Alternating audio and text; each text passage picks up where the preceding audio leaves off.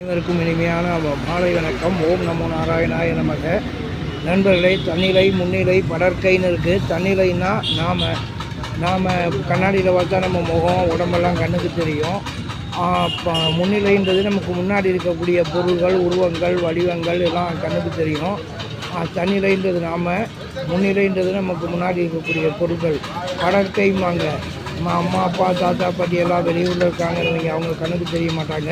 இங்கே அவங்க வீடியோ வேணால் பார்த்துக்கலாம். அதே மாதிரி நம்ம சூரியன் சந்திரன் இவங்கெல்லாம் ரொம்ப தூரத்தில் இருப்பாங்க. தாத்தா பாட்டி அம்மா அப்பா இறந்துட்டாங்கன்னா கண்ணுக்கு தெரிய மாட்டாங்க. அது ஆன்மாக்கள் இருக்கும்.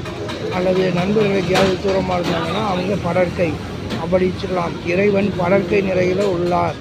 அதுதான் துவைதம்ன்றது. விசிஷ்டாத்வைதம்ன்றது முன்னிலை இருக்கக்கூடிய விசிஷ்டாத்வைதம். சென்னை அங்கே இருக்குது, கன்னியாகுமரி தெற்க இருக்குது. தெற்க இருக்க கன்னியாகுமரி இருக்குது, வடக்க இருக்க சென்னைக்கு வந்துட்டால் ரெண்டு வேறு தான். நம்ம போய் வைத்தோம்னா சென்னைக்கு விட்டோம்னா ஒன்று அப்படின்றதான் விசிஷ்டாத்வைதம். அத்வைதம்ன்றது நம்ம சென்னையில் இருந்தோம்னா அது அத்வைதம். அப்படி தான் துவைதம், விசிஷ்டாத்வைதம், அத்வைதம்ன்றது. நண்பர்களே, தன்னிலை முன்னிலை படற்கை. நம்ம இங்கே இருக்கிறோம் கன்னியாகுமரியில், அது தன்னிலை.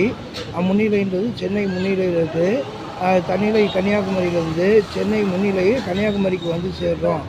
தன்னிலைன்றது துவைதம், முன்னிலைன்றது விசிஷ்டாத்வைதம். சென்னையில் இருந்தோம்னா அது அத்வைதம். அப்படி அத்வைத நிலையில் இருக்கக்கூடிய கடவுளை நாம் வணங்கி இறைவனோடு இரண்டரை கலந்து வாழ வேண்டும் நண்பர்களே. அத்வைத நிலையிலிருந்து வாழ வேண்டும் நண்பர்களே. வாழ்த்துக்கள். தன்னிலை முன்னிலை படற்கை. தன்னிலை துவைதம், முன்னிலை விசிஷ்டாத்வைதம், படற்கை நிலை என்பது அத்வைதம் என்பதை உணர்வோம் நண்பர்களே. வாழ்த்துக்கள். வாழ்க வையகம், வாழ்க வளமுடன்.